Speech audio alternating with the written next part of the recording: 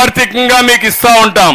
వచ్చిన డబ్బులు బాగా సంపాదిస్తే మళ్ళా మీకు ఇస్తే ఆ డబ్బుల్ని మల్టిప్లై చేసి సంపాదిస్తే ఒకసారి రుచి మరిగితే డబ్బులు సంపాదించడం చాలా సులభం కూడా. మీరు ఒక్క విషయం గుర్తుపెట్టుకోండి. ఆ రోజు డాక్రా సంఘాలు పెట్టాను, మిమ్మల్ని ప్రోత్సహించాను. ప్రతి ఒక్క సంఘం దగ్గర డబ్బులు ఉన్నాయి. అదే మరి మీకు ఆవులు పట్టించాను, మీరే సంపాదించుకునే పరిస్థితికి వచ్చారు. అదే మరి ఐటీ ఉద్యోగాలు కావాలని పిల్లల్ని బాగా చదివించి ఐటీ పరిశ్రమలు తీసుకొచ్చాను రాష్ట్రానికి. ఇక్కడ చదువుకున్న వాళ్ళు విదేశాలకు వెళ్ళారు, అక్కడ ఉద్యోగాలు చేశారు. నేను అన్నాను, మీరు ఉద్యోగం చేయడం కాదు, ఉద్యోగాలు ఇచ్చే స్థాయికి రావాలని చెప్పి ఆ రోజు పిలిపిస్తే ఈరోజు ఏ దేశం పైన ఉద్యోగ కల్పనలో మన వాళ్ళు ముందున్నారంటే అది తెలుగుదేశం పార్టీ చూపించిన చొరవ. నేను చెప్పే మాటలన్నీ కూడా అసాధ్యమైన మాటలు కాదు, ఎన్నికల కోసం చెప్పే మాటలు కాదు. నా ప్రజానీకం ఎవరైతే ఉన్నారో 45 ఏళ్లుగా నన్ను ఆరాధించారో, అభిమానించారు, అండగా నిలబడుకున్నారు, మీకు రుణపడున్న 40 ఏళ్లు చేయలేని పనులు 5 సంవత్సరాల్లో చేసి మా ఆడబిడ్డల రుణం తీర్చుకుంటానని మరొక్కసారి మీ అందరికీ హామీ ఇస్తున్నా. ఒక అన్నగా మిమ్మల్ని అందరినీ కోరుతున్నాం, ఒక తమ్ముడుగా మిమ్మల్ని అందరికీ విజ్ఞప్తి చేస్తున్నా. ఇంటింటికి వెళ్ళండి. ఒక లక్ష్యం పెట్టుకున్నాం, నేను పెట్లా, కుప్పంలో ఉండే మీరే పెట్టుకున్నారు.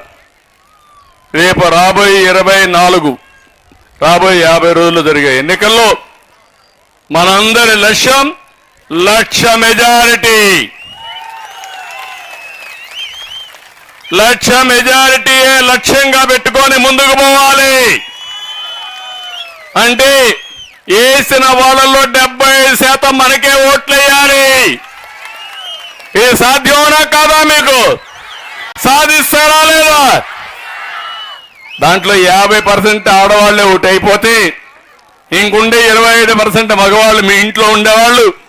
మీరు గట్టిగా కానీ చెప్తే ఇక్కడ ప్రెస్ వాళ్ళు కూడా కొంతమంది ఉన్నారు, మెజారిటీ మనతో ఉన్నారు, కానీ కొంతమంది మాత్రం పాపం నేనేం చెప్పనది, వాళ్ళ మేనేజ్మెంట్లు వాళ్ళ పిల్లలు కూడా ఈ రాష్ట్రంలో ఉన్నారు, వాళ్ళకు కూడా గంజాయి అందుబాటులో ఉంది, డ్రగ్స్ అందుబాటులో ఉన్నాయి. కానీ పేపర్లో రాయాలనుకుంటారు, టీవీల్లో చూపించాలనుకుంటారు, అక్కడ మేనేజ్మెంట్ మాత్రం కట్ చేస్తారు. దానికి కారణం లాలూచే రాజకీయాలు. అలాంటి వాళ్ళు కూడా ఉన్నారు. ఎవరైనా ఈ రాష్ట్రం కోసం ఆలోచిస్తే, తెలుగు జాతి కోసం ఆలోచిస్తే, ప్రజల కోసం ఆలోచిస్తే ఒక్కరు కూడా ఓటేయకూడదు. ప్రతి ఒక్కరు కూడా బాగా కర్రు కాల్చి వాత పెట్టే పరిస్థితి రావాలి. అడిగిన వాడికి ఓటు అడిగిన వాడిని. అవునా కాదమ్మా?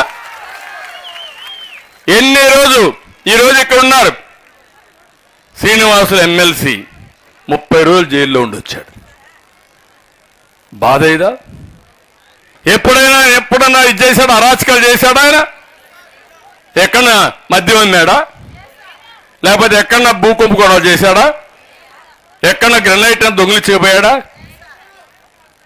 నేను వస్తే నా మీటింగ్కి వచ్చాడని అక్కడ మీటింగ్లో నా దగ్గరికి వచ్చి ఇచ్చేస్తామంటే మీరు ఎందుకు మా లీడర్ని దాడి చేస్తాను అడిగితే, మీరు అభిమానించే నాయకుడుగా నేను వచ్చి మీ సమస్యలు కనుక్కోవాలని వస్తే నా మీద దాడి చేసి అన్నా క్యాంటీన్ పెట్టనీయకుండా చేసి దాన్ని కూడా ఎక్కడికక్కడ చెడగొట్టి కడాన వెళ్ళి నేను పోతాను ఇక్కడి నుంచి 30 రోజులు జైల్లో పెడితే మొట్టమొదటిసారిగా నా జీవితంలో వాళ్ళని చూడడానికి జైల్లో పోయా.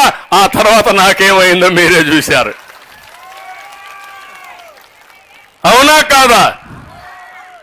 మీకు బాధ లేదని అడుగుతున్నా. మీ ఇంట్లో బిడ్డ జరిగితే మీరు బాధపడరని అడుగుతున్నా. తప్పు చేయని తప్పుకు శిక్షేస్తే ఆ రోజు నేను చూశాను 70-80 కంట్రీస్లో నా కోసం అందరూ కూడా సహకరించారు. చాలా వరకు బాధపడ్డారు, ప్రపంచం అంతా బాధపడ్డారు. కానీ ఆ బాధ నాకుంది. కానీ నేను బతికేది మీకోసం, ఈ రాష్ట్రం కోసం, ఈ ప్రజల కోసం. మళ్ళా గాడి దప్పిన పరిపాలన ఘాట్లో పెట్టాలి. నేను కూడా పారిపోతే ఈ రాష్ట్రంలో ఎవరు కూడా నిలబడలేరు. అవునా కాదా? ప్రధాన ప్రతిపక్షంగా ఉండే నేను 40 సంవత్సరాల అనుభవం నేను 40 సంవత్సరాలుగా ఎన్ని అవరోధాలు వచ్చినా నిలదొక్కుని మళ్ళా మీకు సేవలు అందించాను. నేను కూడా భయపడితే మళ్ళీ మీకు చాలా సమస్యలు వస్తాయనే ఉద్దేశంతోనే నేను ఈరోజు మనసు చంపుకొని దృఢమైన సంకల్పంతో ముందుకు పోతున్నా. తప్పకుండా మళ్ళా క్షేత్ర స్థాయిలో గెలిచి మిమ్మల్ని అందరినీ మెప్పించి ఏకపక్షంగా ఎన్నికలు జరిపించి ఇలాంటి దుర్మార్గుల్ని ఎక్కడ పెట్టాలో పెట్టి మళ్ళీ రాష్ట్రాన్ని కాపాడుకుందాం. అందుకే నేను పిలిపించా. ప్రజలు గెలవాలి, రాష్ట్రం నిలబడాలి. ఇది ఒకటే నా కోరిక. నాకేదో ముఖ్యమంత్రి పదవి నాకెందుకు, నేను లేనా ముఖ్యమంత్రిగా? ఏమమ్మా మీకు తెలుసు కదా, మనకు నియోజకవర్గానికి ఎప్పుడు వచ్చినా ముఖ్యమంత్రిగానే వచ్చాను కదా, 14 ఏళ్ళు వచ్చాను కదా, మిగిలిన సమయం అంతా అపోజిషన్ లీడర్గానే వచ్చాను కదా.